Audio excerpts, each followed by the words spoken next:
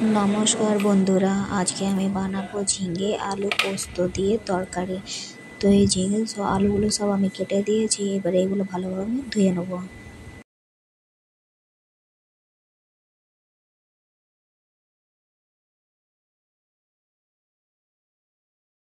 ঝিঙে আলু কাটা হয়ে গেছে, এবারে আমি পোস্ত বেটে নেব। পোস্ত দিলাম, এরপর দিয়ে দেবো লঙ্কা আর কয়েকটা রসুন। এবারে এগুলো ভালোভাবে বেটে নেব। বাটা হয়ে গেছে, এবারে এটা একটা বাটির মধ্যে রেখে দেবো।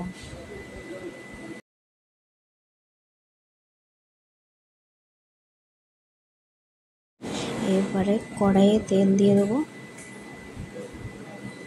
কড়াইয়ে তেল দিয়ে দিয়েছি, এবারে দিয়ে দেবো কয়েকটা জিরে ফোড়ন করার পর এবারে দিয়ে দেবো কেটে রাখা আলু আর ঝিঙে। এইটা এবারে ঝিঙে আর আলু ভালোভাবে মিক্স করে নিচ্ছি তেলের মধ্যে, যাতে তেল আর সবজিগুলো ভালোভাবে মিক্স হয়ে যায়। এরপর দিয়ে দেবো লবণ, স্বাদ মতো লবণ দিয়ে দিলাম। তারপর দিয়ে দেবো হলুদ, সামান্য পরিমাণ, বেশি হলুদও দেবো না, কারণ পোস্ততে তো বেশি হলুদ শ্যুট করে না, সেই জন্য বেশি হলুদ দিলাম না।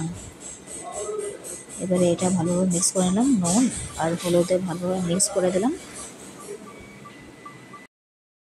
এবারে ভালোভাবে মিক্স করার পর এবার ঢাকা দিয়ে দিলাম। ঝিঙে থেকে যে জল বার হয় ওটাতে সেদ্ধ হয়ে যাবে। এবারে 10-15 মিনিট পর ঢাকনা খুলে দেখছি এবার ভালোভাবে ঝিঙেগুলো সেদ্ধ হয়ে গেছে, আর জল যে বার হয়েছিল সেই জলটাও টেনে নিয়েছে, আর আলুগুলোও সেদ্ধ হয়ে গেছে। এবারে বেটে রাখা পোস্ত দিয়ে দেবো, আর সামান্য পরিমাণে পোস্তর জলটা যে ছিল সেই জলটা দিয়ে দিলাম, সিল বাটার জলটা ওটা দিয়ে দিলাম। এবারে ভালোভাবে মিক্স করে নেবো।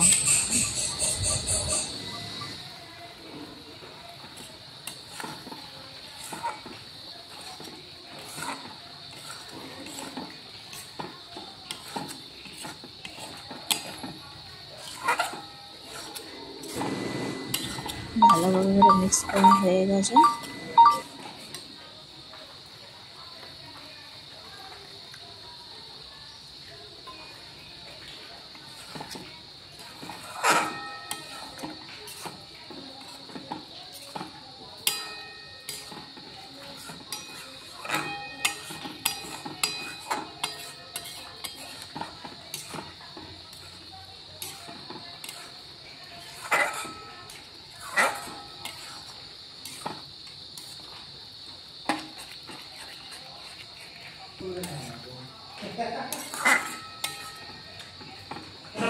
ভালোভাবে মিক্স হয়ে গেছে, এবারে আমাদের তরকারি রেডি।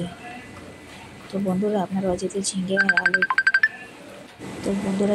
এইভাবে ঝিঙে আলু পোস্ত দিয়ে করতে চান, তো একবার এইভাবে অবশ্যই ট্রাই করবেন, দেখবেন কেমন খেতে লাগে। একটা কমেন্ট করে অবশ্যই জানাবেন।